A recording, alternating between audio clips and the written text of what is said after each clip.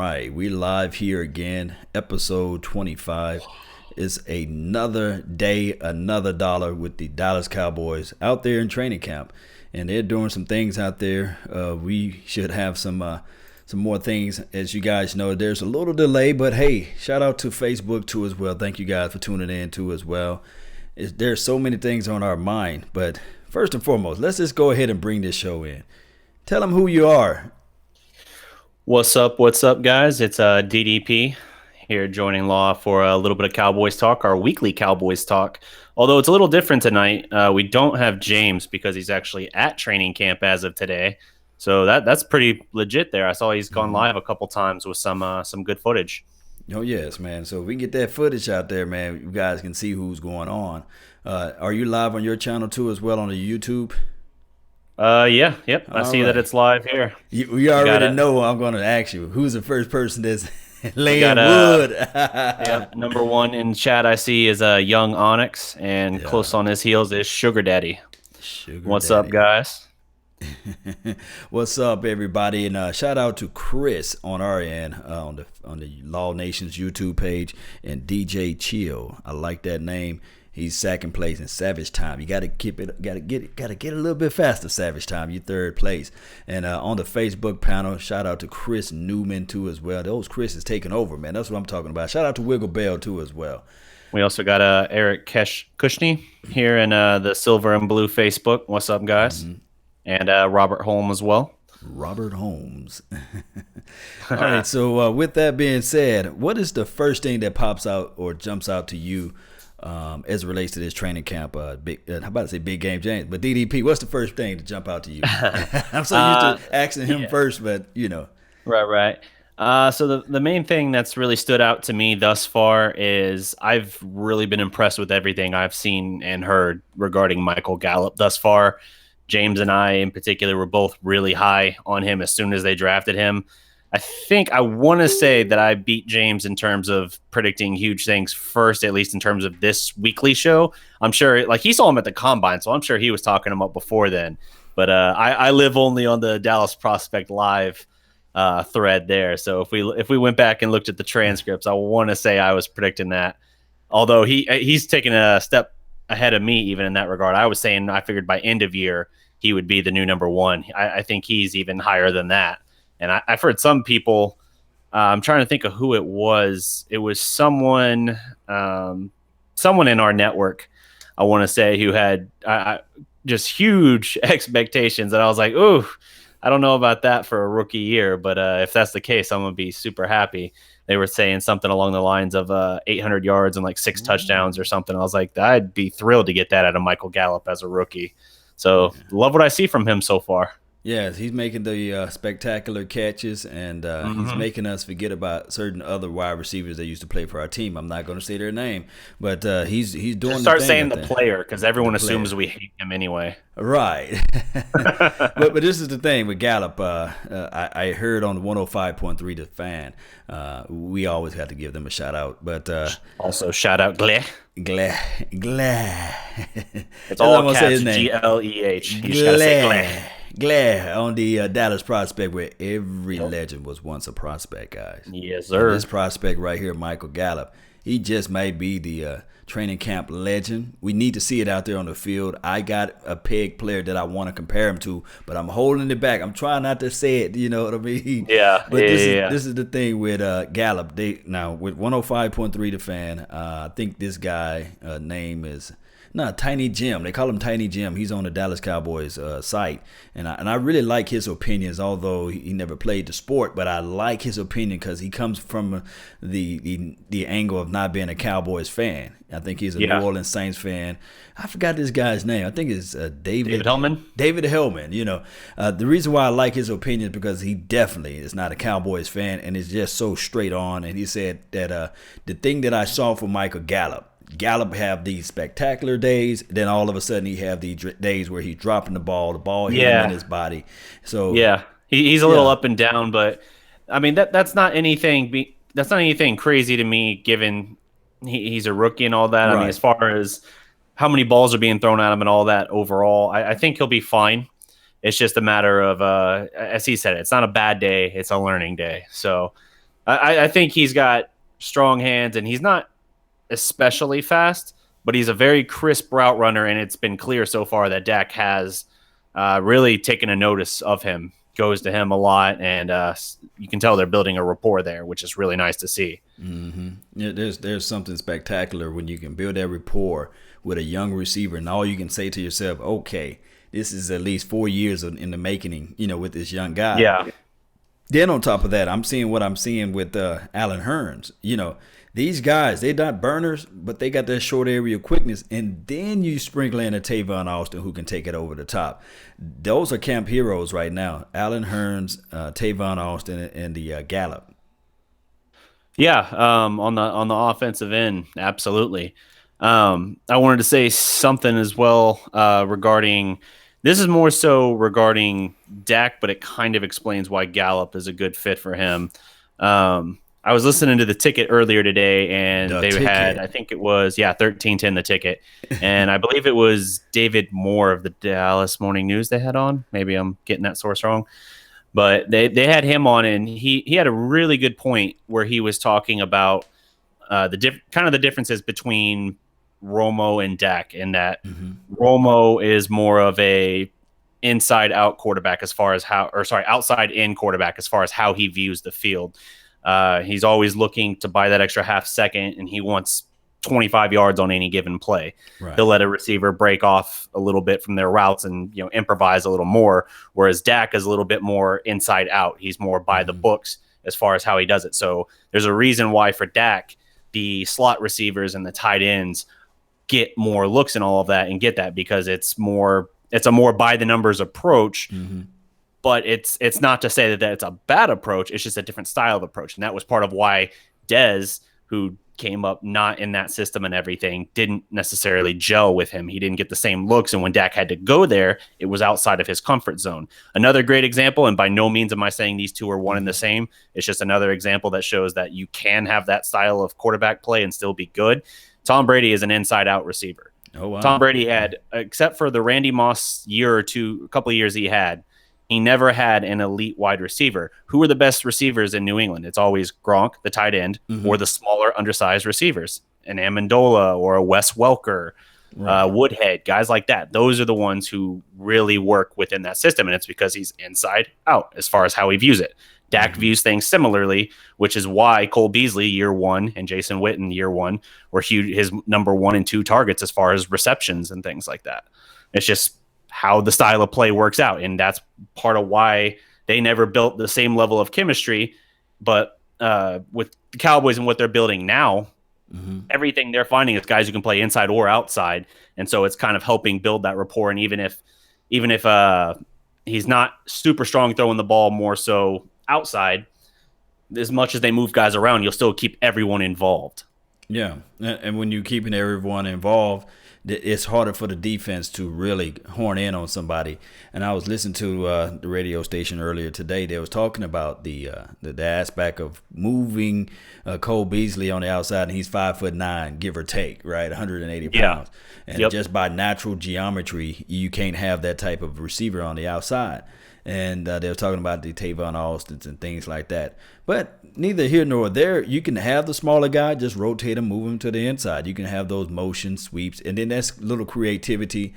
They were saying that too as well, exactly what you were saying. And I think Romo, about 7 days ago, he was live on WFAA. He was doing an interview, and he was talking about the exact same thing you were talking about, the outside to the end, and how he read through his progressions and how he was able to look at Dez Bryant film from last year, and he said he saw the exact same Dez Bryant that he was playing with, and he did mention this right here live on the interview. He said that although Dez Bryant never was a crisp route runner, he just knew how to give him the ball, and he never ran the route. And he mentioned this, and this is not me throwing shade or salt at Dez Bryant, but his route running technique, he said it would never be of a Antonio Brown of the Steelers. No.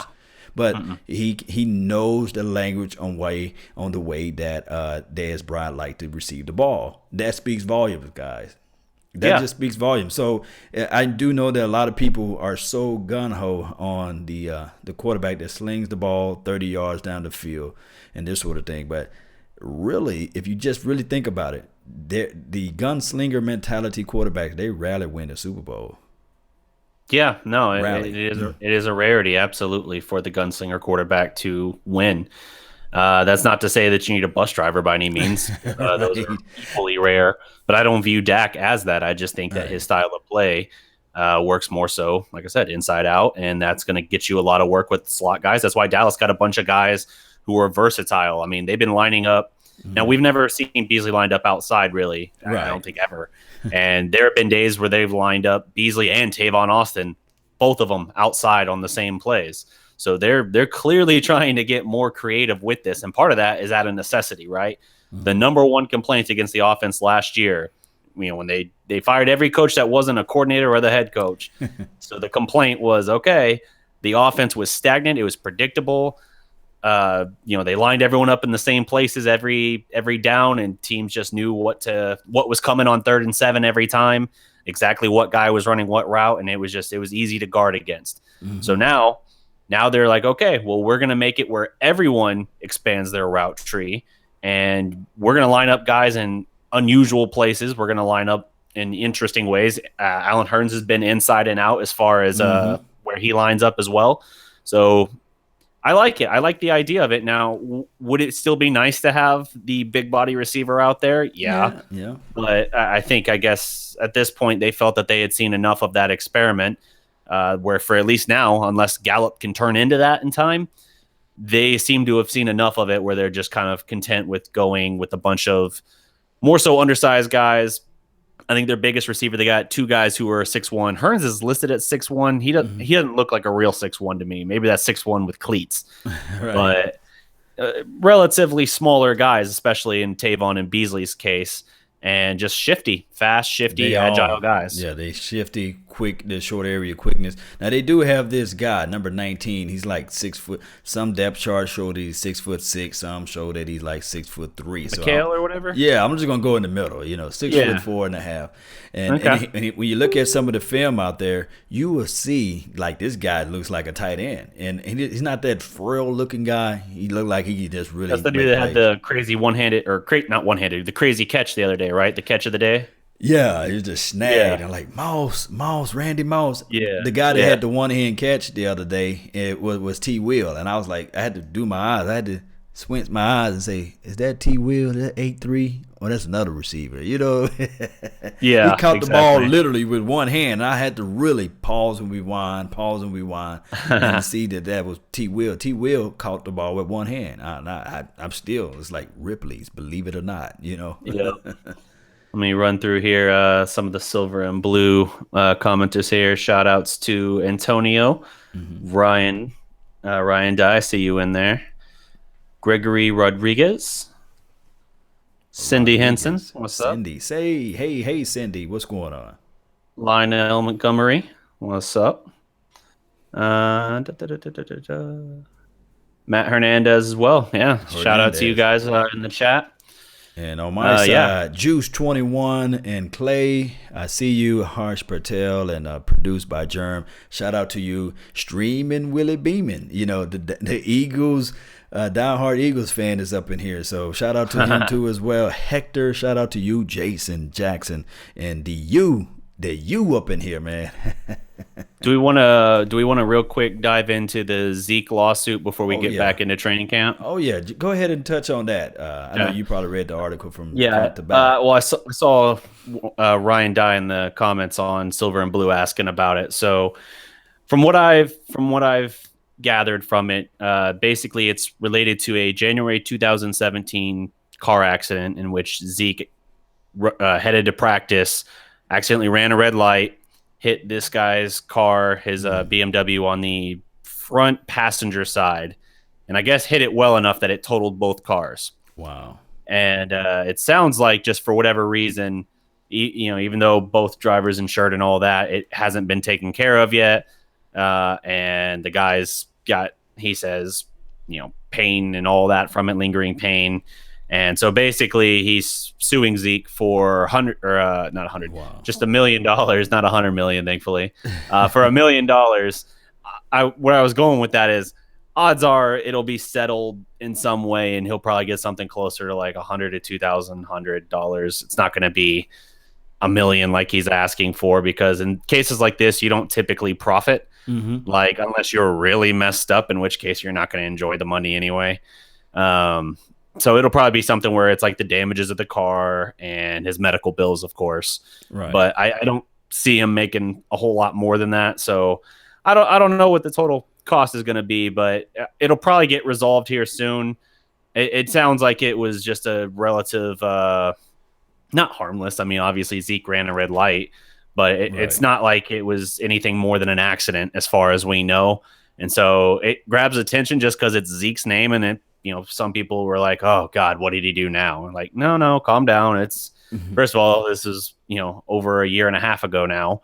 And it's just something that hasn't gotten taken care of yet. It'll probably be handled, I would imagine, by the insurance at this point. I'm kind of wondering why this far in it hasn't apparently been dealt with. I'm looking for this comment on my, I'm listening to what you're saying. I'm trying to find this comment. And you guys might know this in the chat box, and you might know too as well, DDP. The state of Texas, I can't find it. Is it a right to, what is the lawsuit? Well, like when you have insurance, and I forgot. I'm trying to find that comment. I saw someone chime in with some answer along those lines on the silver and blue page. The legal term of like, you can hit somebody as long as you have full, complete coverage or whatever. Coverage or something like that. I cannot find it. I since this morning or this evening, I got tons of comments in my YouTube page, so I'm not able to find it. Vehicular manslaughter. No, thankfully it's not that. No. But Ezekiel Elliott came out unfazed, right? Yeah. So. We never heard anything serious in that regard. It sounds like he's fine. And the guy sounds like he might have some lingering issues, but I mean, hopefully it's taken care of and he gets whatever money he needs regarding his medical stuff and his car. I mean, even if he has a BMW, that thing's not cheap. If your car got totaled by someone running a red light, I'd want them or their insurance to have to pay for it anyway. It's kind of like those TV shows that you see, and then when they find out that the person is a celebrity, they show up in court, they have the neck brace on, and they come in there, they're like, this car was the sentimental value of a car, and it was passed down from my great-great-grandfather, and this car is you cannot replace this car, and I'm seeking $2 million, Yeah, No, I don't think it's anything crazy like that. I think they always shoot a little high because they know the settlement will be more in the range anyway of what it should be. But if you go in saying like I want $100,000, which is like maybe the exact cost, they're like, oh well, we'll settle for $50,000 or something, and then you're like, well, that's not how much I need. So you always shoot high anyway, knowing there's going to be at least one counter back, if not two. And it just sounds so crass to me, though, right? Yeah. But I guess people have ways of hustling, I guess. But it's just still much to do about nothing, right? Yeah. You think Ezekiel Elliott still stay focused, Yeah, I don't think it's going to distract. I don't think it's going to be any problem moving forward. One thing I will throw out there at you, DDP, and I don't know if you've been following this news. This is way in Ohio.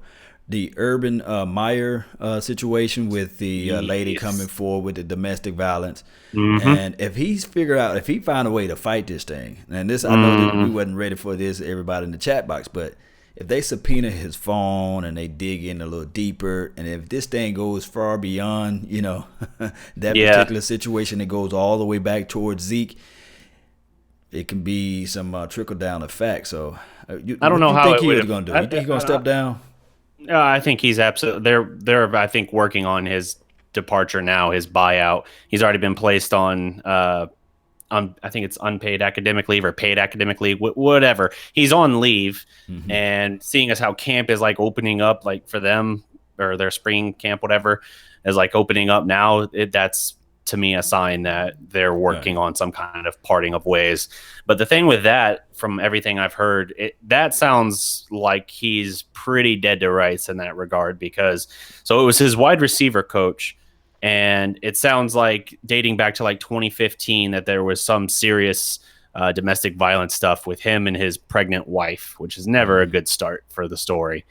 But that he knew about it then, and him and his wife had kind of counseled them about it. And at the time, we're kind of like, oh, don't, basically encouraging her not to come forward because it would like ruin his professional career and that would hurt the family as a whole anyway. And the reason he held on to this guy, because you might be kind of wondering, like, well, why is that the hill you would die on, your wide receivers coach? Right. The reason is the wide receiver coach is the grandson of Urban Meyer's mentor that brought him into coaching. Like, that was the initial Ohio State connection through Urban Meyer, from my understanding. Like, their coach, I can't remember the guy's name off the top of my head, but I was listening to Jean-Jacques Taylor earlier today on ESPN. He's huge Buckeye guy, and he was talking about that. So that's why I guess through some sense of loyalty, Urban was trying to sort of protect the guy. And then his problem is that at media day last week, he claimed that he knew nothing of it, even though he has since fired the guy. He claimed he knew nothing about it, but then some reporter did a bunch of investigating and found that through the wives of the coaches and things like that, there was like a group text that pretty much confirms, like, yeah, he knew about it the whole time, and was kind of like just keeping it quiet as best he could. So that's the problem there. I think he's probably done, and that's a huge blow to a major blue chip program for sure. Yes, indeed. So, hey, you didn't know you were going to get Ohio State boy today, but we live on a Ohio State Syndicate channel somewhere. EBSN. Oh yeah, EBSN. Yeah, we got the logo down there. Everything Buckeyes. See, it's like we were contractually obligated, even though we actually weren't. Right. So that's enough. Contractual obligation implies that we got paid to talk about it. We haven't. That's enough of the law, right? Yeah. But moving forward, man, back to the training camp. Everybody in the chat box is saying something about Jeff Heath. I think he must have made a major play or something like that. He had a good day. He's having a good day. He had a couple picks from what I understand. So wow. Yeah. Who did he pick off though? Did he pick off Dak Prescott? One was Dak. It was off the one I saw was Dak, and it was off a tipped pass. Okay. The defensive back got a hand in and knocked it up, and he made a great diving interception before it hit the ground. So very, very nice play there. The guy's got a clutch gene to him. I think he's actually, in some respects, underappreciated. Now, he struggled mightily through parts of last year, but he does have a bit of a clutch factor. We know in that playoff game, he made 2 picks. One just got called back because of something completely unrelated on the other side of the field with Mo Claiborne. Right. He made the play last year that for at least a week saved the season against Oakland when he forces that fumble through the end zone. So he's got a knack, and he led the team in picks last year. So I think he can still be a solid contributor. Who knows at this point regarding anything Earl Thomas. If we have him, I'm hoping that year 2 of him being the starter, he can take a step forward. Maybe just the start of year 1 was rough for him because he had never been the starter before. And suddenly it's like going from, 20, 25 plays a game to suddenly 55 plays a game. And it just, exposed him a little bit. Maybe that's kind of what we saw with Jalen Smith last year too. He did better in smaller doses. Right, and I think that is what they're doing now. I heard the other day, I don't know if you heard of it, LVE had 2 forced fumbles. Yep, I saw one of those too. Just got a hand in there and just wrenched it out. Really nice. Actually, I like that a lot. I might actually, in some respect, like that better than even the peanut punch, because in that regard, you got your hand in there anyway, and you got a hand on him. And I feel like the peanut punch, if you miss that, you're counting on someone just holding the guy up while you do it anyway. But you always worry, you want your guy to have his hand on him and be able to drag him down. If he can't force the fumble, at least drag him down. You don't want to see a guy punching at the ball and then the guy break away and keep running and you just look stupid. But yes, indeed. Hey, my best free agent, off-season acquisition is that Chris Richard, man. Yeah, he's bringing all type of energy. I hear him out there saying, hey, y'all can't do nothing. Y'all can't stop. We going to stop y'all. We going to shove it down your throats. We going to do this. And he's just all in the offense face. And I'm sitting there like, whoa, wow, where this guy come from? And he got energy out there. And they say he got cleats on, man. He's running around with cleats on. And shout out to Miss Jackie, man. Shout out to you. And Vanilla Mamba, shout out to you. And also Mr. Wright. Thank you for tuning in too as well. Vanilla mamba. Mamba is a black snake, I think, in Africa. So wouldn't it be like albino mamba? Hey, that's a cold name too. Somebody create albino mamba. But you know, I Yeah, like the black mamba because that's my yeah, boy, Kobe right, Bean Bryant boy. right, right. But But the vanilla mamba yeah, cool. speaking of the defense, yeah, the defense has absolutely shown out thus far in camp, and the defense has been ahead of the offense. Now, people are going to always ask, is that because the offense, particularly Dak, has he stunk, or has the defense really just been that good? I think the defense is going to be a lot better than people expect. I think the secondary is much better. I think even if they didn't have Chris Richard, they were going to be better just through getting reps and learning and growing a year in the system and all of that. But bringing someone like that in and implementing kind of that style of play, that system, that's something that can change the whole dynamic. Byron Jones in particular, he's one of the Hmm. other dudes who thus far I've seen is having pretty much the best camp of any of the secondary is Byron Jones. Hmm. And I think for his physical tools, Chris Richard and the system that they're running is putting him in the best possible situation for him to succeed. I think up until now, people have been lukewarm to even cold on him, but they don't know yet what he's going to be able to do. Now, I'm not saying he's going to be a high pick guy, but I think he can be a very, very good cornerback for them now. And this is like the perfect pairing for him at this point in his career, whether that's staying with Dallas or, I think they got him under contract. I think they got an option on him after this year, even. So they might have him for 2 more years. But it's interesting for sure. I think this could be a perfect pairing for him that changes the course of his career. Yes, indeed. And then if you want to look back at just the war of attrition, right? Mm-hmm. Uh, him and well, we know Jason Witten never got off the field when he was playing for us. But Right. if you look back at this, these are the two players that pretty much just always on the field. Believe it or not, is T. Will. He's always on the field, and Byron Jones. They just don't miss games, and we need that, and that builds continuity. I do know that T. Will didn't have a good year last year, but if we Yeah. look at it from this aspect, this Byron Jones, I want him to be the nuance because we saw how he's really physical. He can play physical enough to shield off or play the tight end, right? And now you're going to put him on the receiver or the wide receivers out there. Hey, I want him to be just like when you guys wash clothes at home. That agitator that's in the middle. That agitator knocks around everything. You cannot wash your clothes without the agitator. And that is Yeah. what Byron Jones is. He will be the agitator this year. He will be that long, lengthy guy that's always in your face, and then he's just gonna stick around. If Chris Richard plays these guys like up front, up tight, I think that we can get an extra 2 or 3 interceptions just off of agitation alone. Yeah. That's a cold analogy, right? Somebody gonna Yeah. look at their washer. They're gonna look at their washer today and say, "What's that middle thing?" That's the agitator law we're talking about. Right. Right. Yeah. No. Absolutely. But yeah, I think the defense is going to be much improved, and I think the offense will still be okay. I think the offense will still be good. Now, it might not be the super explosive offense we've seen in recent years. I mean, when I say that, I'm not obviously not 2015, but Right. aside from that, through all those 8 and 8 years, we had great offense, no defense. Hmm. And that's for the most part continued, except for 2015.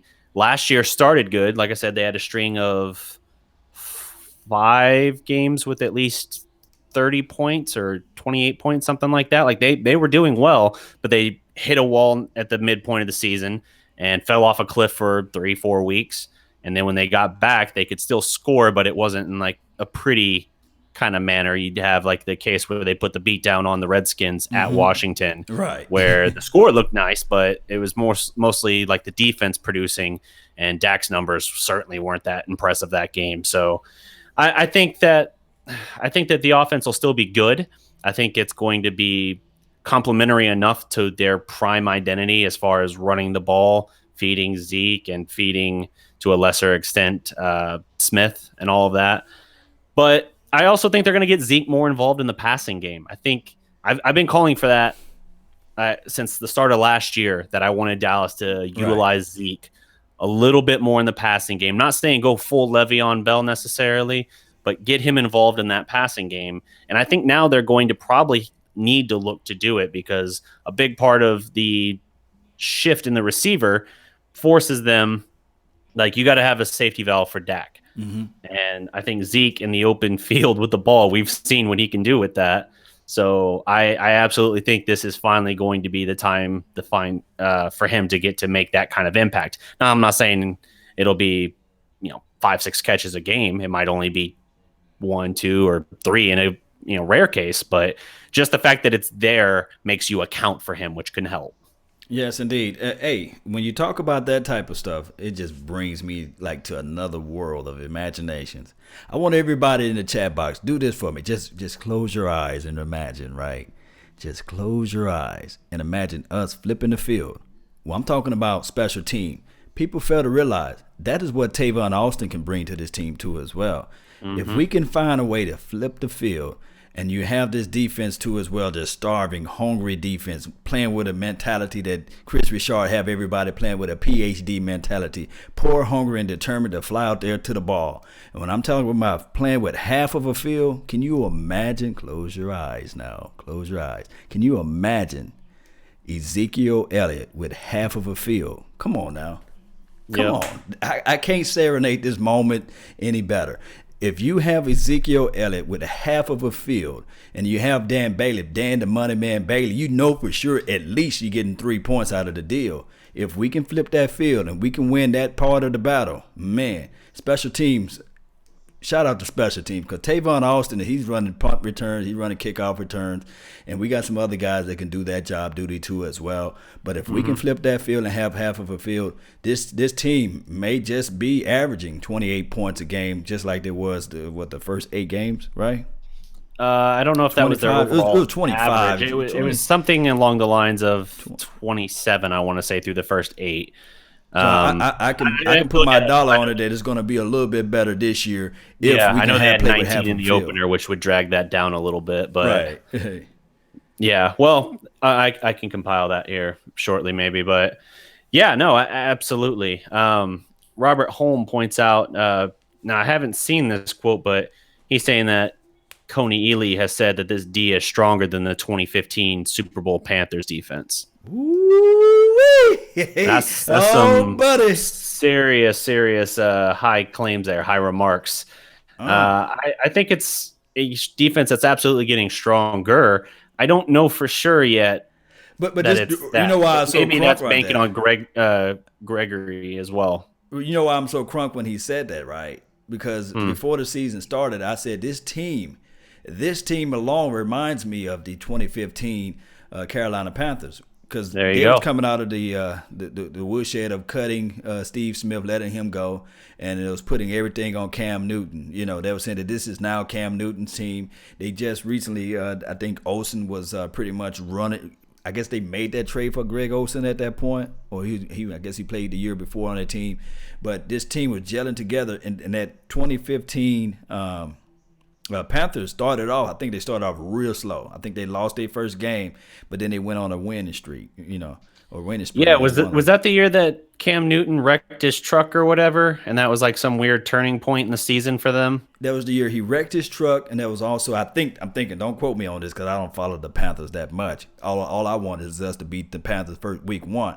But I think that was the year he wrecked his truck, and that was the year there was a big fight with him and Josh Norman. It made the news everywhere, Josh Norman, they got into a fight. And that's why I always say, I don't want us to just finish the fight.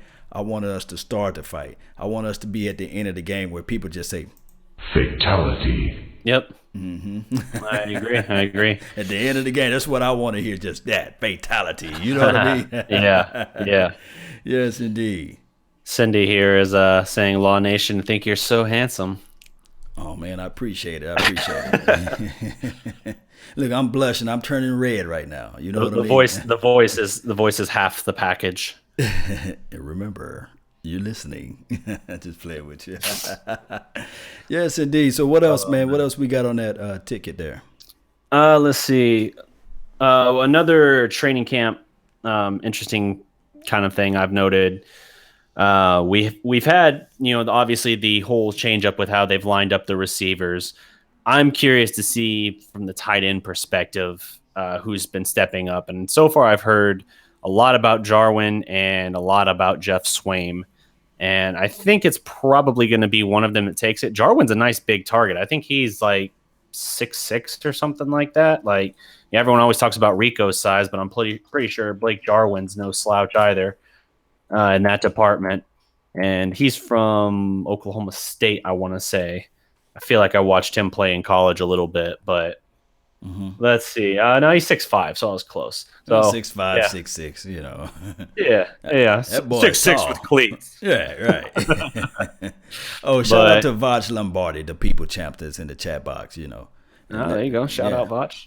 Let me know if you want to come on now. Let me know. Yeah, absolutely. Let me know, because I can always send out that official link to the Vach Lombardi, you know. Shout out to Jacob Perkins and Stevie Mac 23 here in the Prospect, as well as Travion Wallace. Shout out, guys. Thank you for watching. Let's see. James Wolf Goolsby. Tavon Austin puts you in the mind of Miles Austin. I think he's just talking about like they blend together just because their names are similar or something to that effect. I think that's what he was saying. The Miles Austin effect. Miles Austin, Tavon Austin, like it's just similar name, like blend them together. You know, sometimes you'll see a guy wearing like 19. If I tell you jersey number 19 for Cowboys, who do you think of? First, because think of Bryce Butler, you know. All right. Well, I was going to say still Miles Austin is what comes to my mind first. Yeah, Miles Austin. But no, I mean, we disagree on who comes to mind, but that's fine. Yeah, Butler was another one. For some reason, to me, I always looked at Butler and thought like, oh, he's wearing Miles' old number. Like some numbers lock into your mind. I think he's saying the same thing with regard to the receiver named Austin. I think that's. Yeah. Well, to me, whenever I hear Miles Austin in the Cowboys, I always think of 14 when he wore number 14. He ran the kickback. That was like 1 year. That was the Seattle kickoff return. Yeah, that was the year I was like, man, who is this guy? You know, put him out there. You know, you could have quizzed like half the audience on Miles Austin's jersey number, first jersey number, and I don't know how many of them would have gotten 14. Right. Nobody. I remember that. I remember it now that you said it. Like I knew it was a different number, but I would have said 13 or 15 or something like that. Mm-hmm. Yeah, 14. That's not as clean of a number for some reason. You know, like 14. That's my guy Lance for basketball, that's fine. For football, it seems like an odd number. I don't know. I remember when they switched over and receivers could start wearing like teens on their jerseys instead of 80 something, and that was interesting at first. But I like it now. I just can't think of many receivers, like star receivers, that have 14. The Rams have someone, Woods, maybe? Or is that Connor Kupp I'm thinking of? Someone wears 14. I don't think nobody is like a star receiver that wears number 14. And I could be wrong. Probably not. And who in basketball wears number 14 is just killing it? Nobody, man. That 14 must be unlucky. It must we're talking weird jersey numbers. Luka Doncic is about to be rocking 77, so that's weird. Yeah, my guy Dennis Rodman used to wear those weird numbers too. You know. Yeah, that happens. Oh, they said one that's Diggs, really weird to me. Diggs wear number 14. Shout out to Memphis. Stephon Diggs, yes, Diggs. There you go. Yeah, man, we were like, no star receivers. Like, my ass. We talking about 14. Guess what this guy's name? Crazy 14 Maniac. Man, my bad. He's over there just pissed. He's like, oh, man, wait a minute. You guys talking about my number. You know what I mean? Yeah. That's funny.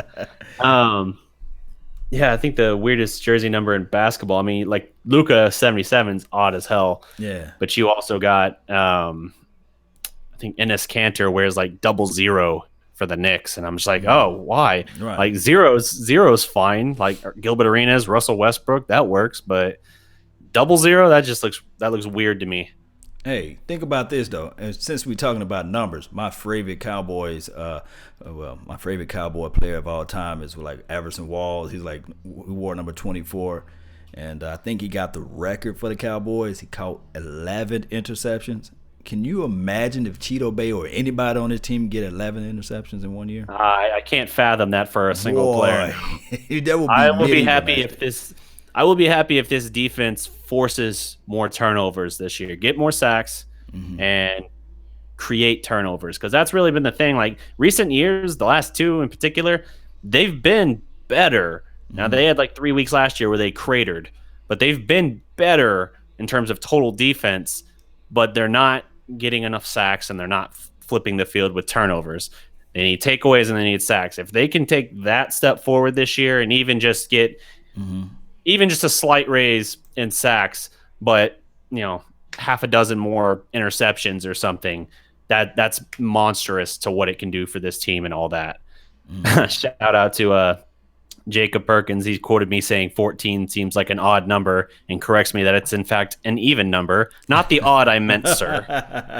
But shout out to him, man. And a lot of people saying Jarvis Landry were at 14, so they've been using their Google. Okay, so it is starting to break out then. Yeah. All right. Yeah. Michael Kidd, Gilchrist, number 14. I don't know who that. Brandon Cooks, number 14. They said hush up with the 14. Gilchrist, so we talking NBA there. Yeah. They bringing out these 14s, but okay, yeah, 14's making a comeback. Maybe Miles Austin should have kept that number. I don't know. He should have kept that number, because I don't know. I'm not gonna start that up, but because I think Keyshawn Johnson wore number 19. Did he? Keyshawn, yes. Keyshawn was also 19. See, it was just jogging my mind. But, neither here nor there. The thing that I wanted Ezekiel Elliott to wear, too. I wanted Ezekiel Elliott to wear number 22. I think that would have been nice. I do know that he respected he would, Smith, but then when he went through all the stuff last year, people would have been even more angry. Because you'd have purists who were saying he's tarnishing the number and things like that. Gregory, 94 is vaulted, but it's not vaulted as 22. And... But wouldn't that be different. Nice? Would that be nice if it would look clean? Absolutely, yeah. It would look clean as hell. Yeah. I just think that you'd have the traditional Cowboy fans even angrier when he went through all that, because Randy Gregory, with what he went through, like I said, 94 is a vaulted number, but not to the same degree. And then you talk about like, well, his thing is just he can't stop smoking pot. It's different than being linked to domestic violence, whether or not it went down like was claimed. Right. But still, it would look nice and clean. Gregory Rodriguez is asking how the D tackle position is looking. I heard something from Brian Broaddus the other day. I believe it was Brian Broaddus. I'm remembering this from like 2 days ago. So I jump around through all the sources and all that. So sometimes I hear different guys from camp and they cross in my mind. But I think it was Brian Broaddus, and he was talking about how right now, as much as Earl Thomas would help this team, he actually thinks that a defensive tackle would be even of greater impact on this team than Earl Thomas right now, like a good defensive tackle. And I think that's kind of interesting too now, because we don't have David Irving there right now. So I don't know what that's kind of an indicator of. I've heard some people on the Irving thing. Now, granted, this is speculation from like a week ago, so maybe I'm out on this, but I've heard nothing new to disregard it since then, that there is concern within the organization. He might not even rejoin the team this year, that like he's got enough issues going on that he might kind of have to stay away or something. Yeah. That's at least the whispers. The whispers, the bird told me too as well that he may not even play at all this year. And I do know that a lot of people are so high on David Irving. And then there could be a little smoke stream too as well that they're trying to pump out there to the masses. But it's a weird smoke screen if that's the case, though, because it just incites panic. Right, panic. And then Houston like, oh, okay, we don't have to worry about this guy, Yeah. But this is the thing. If you look at our defense and Rob Marinelli, he just like to bring pressure with his front four. So if you have a defensive tackle, a good, strong, big plug that can count for two, and then you got the guys that are coming off the edge, because D-Law is looking real nasty off the edge, and then you sprinkle in what Randy Gregory can do, and if you throw in what the Taco can do, yes, this defense will look furious with a real traditional defensive tackle. And you'll probably say to yourself, maybe we don't need a safety, But yeah, I think Brian Broaddus is right. He's finally agreeing to what I've been saying all this offseason, is that you have to concentrate and focus on the core. If you can create pressure up the middle, then that will force the quarterback to pass the ball out quickly. Think about this. Edge pressure is cool and all, but seasoned quarterbacks, because we're going to play a bunch of those, like the Drew Brees of the world. Even I know we're not playing Tom Brady this year, But, those seasoned quarterbacks, they know how to step up into that pocket and make that pocket their home, and they're not even worrying about the edge, Right. So, and they'll pick you apart from there. Yeah.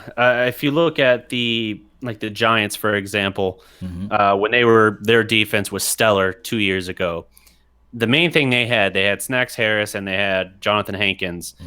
Those are like, I think, one-tech guys in that case.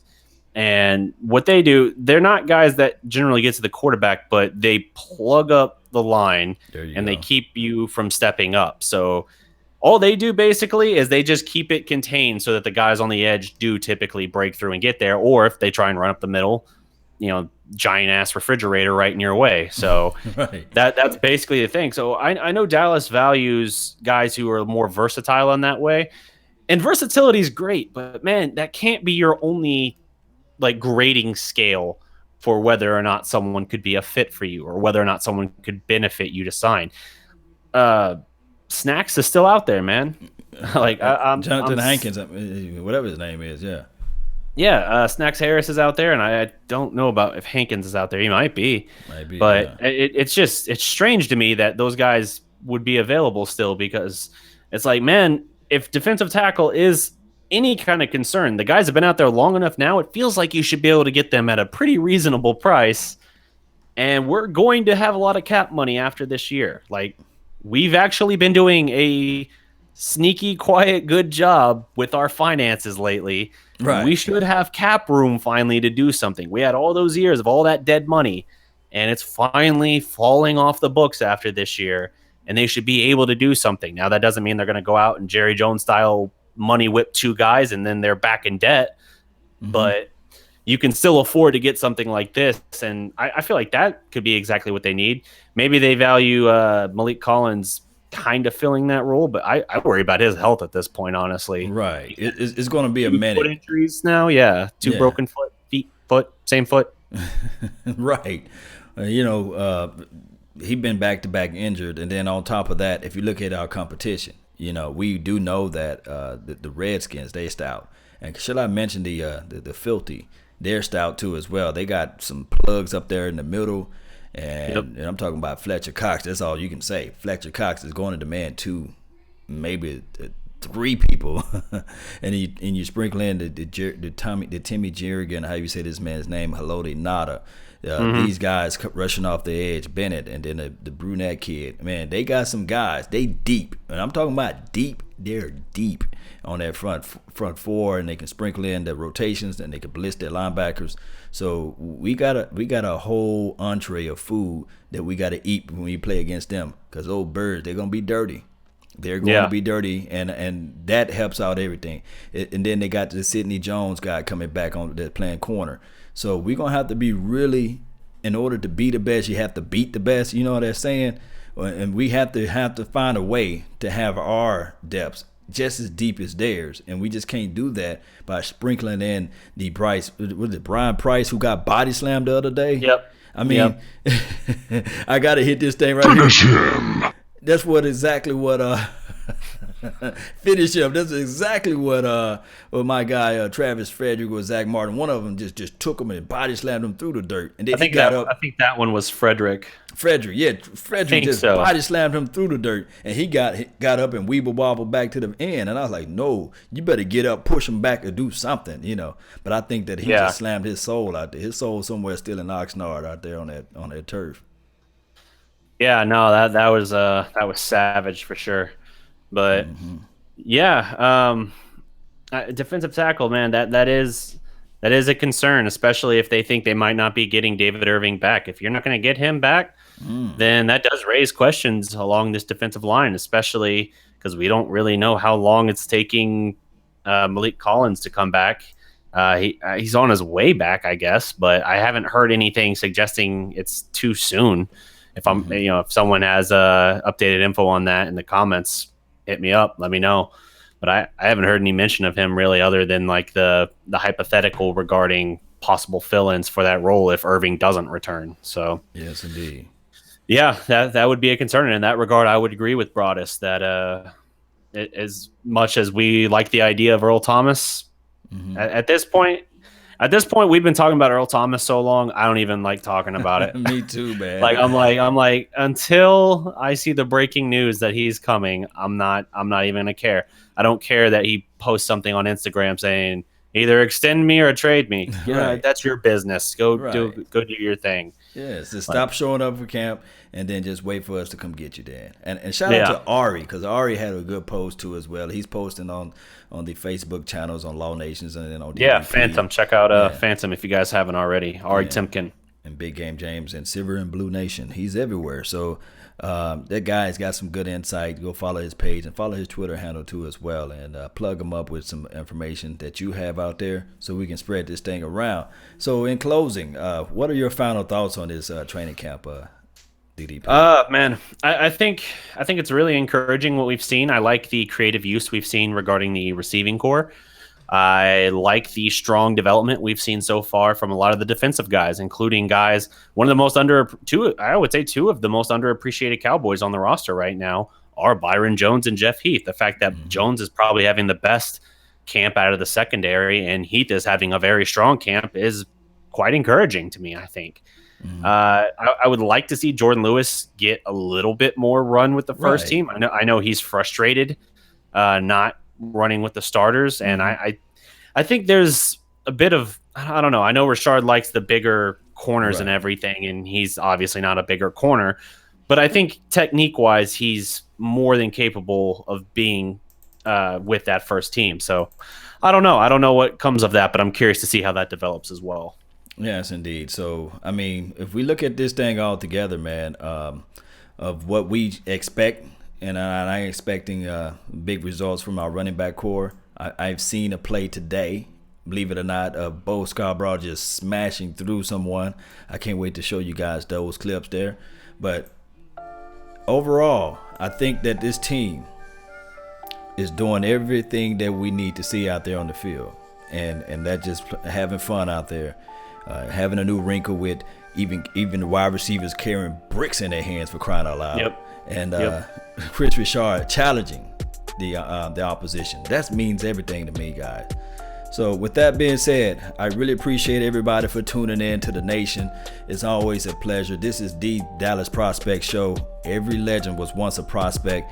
Follow the website too as well. We got great content. I'm talking about tons of information stuff out there, and we're live on Dallas Prospect, Phantom, Silver and Blue Nation, Big Game James, and EBSN online, and that's pretty much all from here. You got any shout outs you want to give out before we run to as well? Shout out to Carrie Teagle here in the chat. Teagle as well. Yep, Teagle. Hopefully I'm saying that right. Joseph Jones, Ryan Dye again. Mr. Wright here in the Dallas Prospect chat. And Stevie Mac 23. Check out the site, thedallasprospect.com, your home for Dallas sports and all things pop culture. Check out the stream as well. I'm doing multiple streams a week now, talking Cowboys, talking Mavericks. Probably going to be moving forward and doing some other new stuff here soon, but we got a lot of great stuff going out. We got people within our network and everything who are at training camp. Big Game James out there doing work, Ari out there doing work. So this is going somewhere, man. This is gaining steam. We're gonna do big things. Yeah, we growing, man, and every day we growing. Every day we getting bigger than what we were yesterday. And shout out to Steel Chips. That's funny, Miss Jackie. Shout out to you too as well. We know we love you. And Wrong. Shout out to you. I think that's your name, Buck Burrell, and Josh. David McLathery, I can't say your last name. And Barry B, shout out to you. DJ, man, thank everybody for tuning in to the nation. And remember, you're listening to nothing but the best. And don't forget about that podcast, Law Nation and the Dallas Prospect too as well. Join those podcasts. Hey, go ahead and tell them, man, where they can find you at too as well, DDP. You can find us on Facebook, the Dallas Prospect, or you can find us on Twitter at Dallas Prospect. We're also on Twitch. Like I said, you can check us out at the website, thedallasprospect.com. And hey, if you haven't subscribed to us on YouTube already, hit us up. We're growing. We just passed 1,200 subs the other day. So moving along, man. Yes, man. Yes, we growing, baby. Let's get this thing going. Let's get crunk, baby. Yeah, man, absolutely. Let's see. So you already hit your tagline? Oh, yeah. I already already hit it. I already said it. And remember, all right. you guys know. Every legend was once a prospect.